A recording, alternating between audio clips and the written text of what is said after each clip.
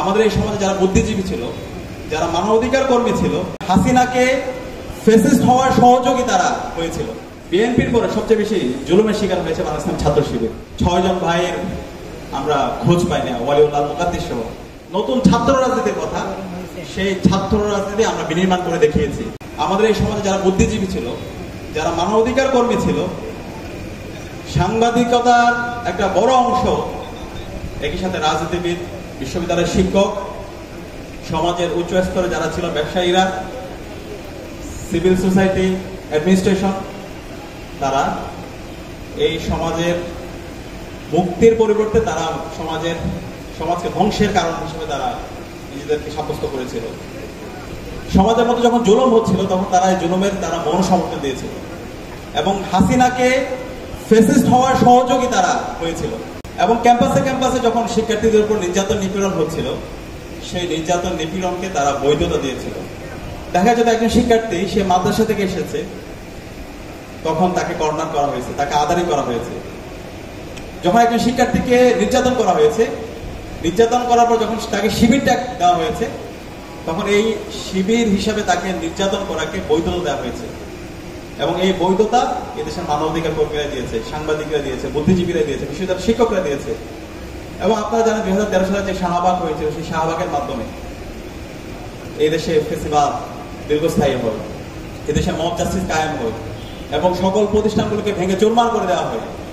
এবং এরপরে শাপলা গণহত্যা থেকে শুরু করে যে ফেসিবাদ দীর্ঘায়িত হয়েছিল, এই দীর্ঘায়িত হওয়ার পেছনে শাহবাগ এবং এই বুদ্ধিজীবীরাই দায়ী ছিল।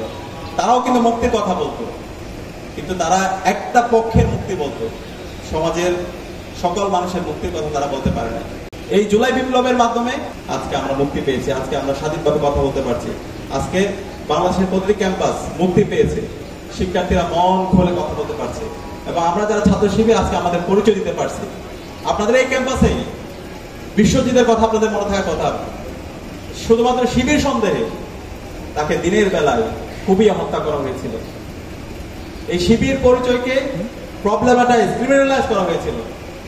শিবিরের কোনো অধিকার ছিল না। আবরার ফাহাদের শাহাদাত পরবর্তী থেকে সবাই কথা বলতে শুরু করেছিল, শিবির সন্দেহে কাউকে মারা যাবে না, শিবির হলে তাকে মেরে ফেলা বৈধ, তাকে হত্যা করা বৈধ, তার কোনো অধিকার থাকবে না।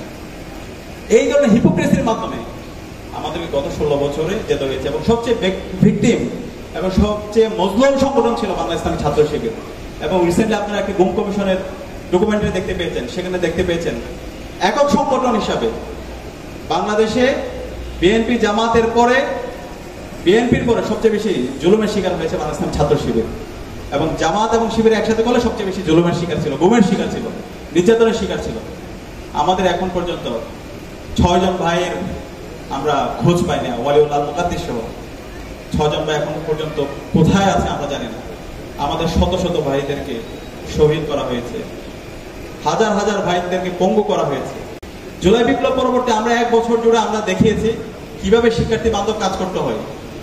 শিক্ষার্থীরা যে বলছে নতুন ছাত্র রাজনীতির কথা, সেই ছাত্র রাজনীতি আমরা বিনির্মাণ করে দেখিয়েছি।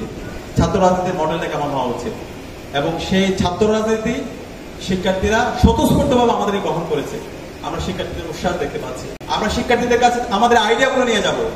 শিক্ষার্থীরা যারা আইডিয়া ভালো লাগবে সেটা গ্রহণ করবে, শিক্ষার্থীরা যারা আইডিয়া ভালো লাগবে না সেটা সমালোচনা করবে। কিন্তু এখানে কেউ হকিস্টিক অথবা স্টাম্প নিয়ে যাবে না। এখানে ভালো কাজের প্রতিযোগিতা হবে, এখানে ক্রিয়েটিভিটির প্রতিযোগিতা হবে, এখানে মেধার চর্চা হবে, এখানে পলিসি ডিবেট হবে, ডায়ালগ হবে। সেই ধরনের ছাত্র রাজনীতি আমরা আজকে বিনির্মাণ করেছি। এবং আজকে জগন্নাথ বিশ্ববিদ্যালয়কে আমি আবারও ধন্যবাদ দিতে চাই চমৎকার একটি আজকে বিতর্ক আয়োজন করার জন্য।